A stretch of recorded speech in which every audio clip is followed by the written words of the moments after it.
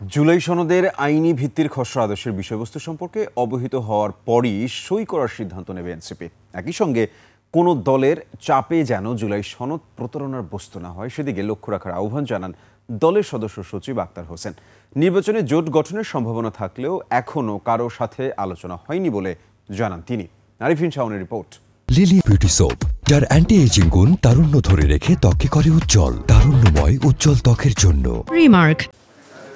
শনিবার সকালে জাতীয় সংসদ ভবনের এলডি হলে জাতীয় ঐক্যমত্য কমিশনের সঙ্গে বৈঠকে বসে এনসিপি। এ সময় জুলাই সনদের বিভিন্ন দিক ও বাস্তবায়ন পরিকল্পনা নিয়ে আলোচনা করে দুই পক্ষ। এনসিপির সদস্য সচিব আক্তার হোসেনের নেতৃত্বে 5 সদস্যের প্রতিনিধি দল অংশ নেয় বৈঠকে। বৈঠক শেষে আক্তার হোসেন বলেন, একদল জুলাই সনদকে মুছে দিতে চায়, আর একদল ভেস্তে দিতে চায়। অনেক রাজনৈতিক দলই এই জুলাই সনদ স্বাক্ষর অনুষ্ঠানে অংশগ্রহণ করলেও তারা মূলত দুই ভাগে ভাগ হয়ে গেছে।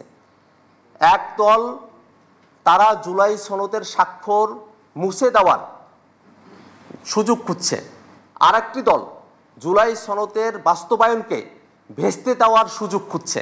একই সাথে তিনি বলেন, জুলাই সনদ বাস্তবায়নের আদেশ দেখেই স্বাক্ষর করার সিদ্ধান্ত নেবে এনসিপি। জুলাই সনদ বাস্তবায়নের যে আদেশ, সে আদেশের ড্রাফট, সে আদেশের বিষয়বস্তু, সে আদেশের পরিধি, প্রত্যেকটা জিনিস জাতির কাছে উপস্থাপন করতে হবে। কমিশন যে ড্রাফট প্রস্তুত করছে সেটা আমাদের সঙ্গে তারা শেয়ার করবেন এবং আমরা পরিপূর্ণভাবে নিশ্চিত হয়েই তারপরে জুলাই সনদে স্বাক্ষরের দিকে আমরা অগ্রসর হতে পারি।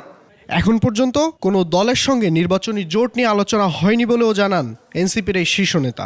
জোট সংক্রান্ত কোনো আলোচনা আমরা সূত্রপাত করিনি। আরিফিন শাওন, 21 টেলিভিশন, ঢাকা।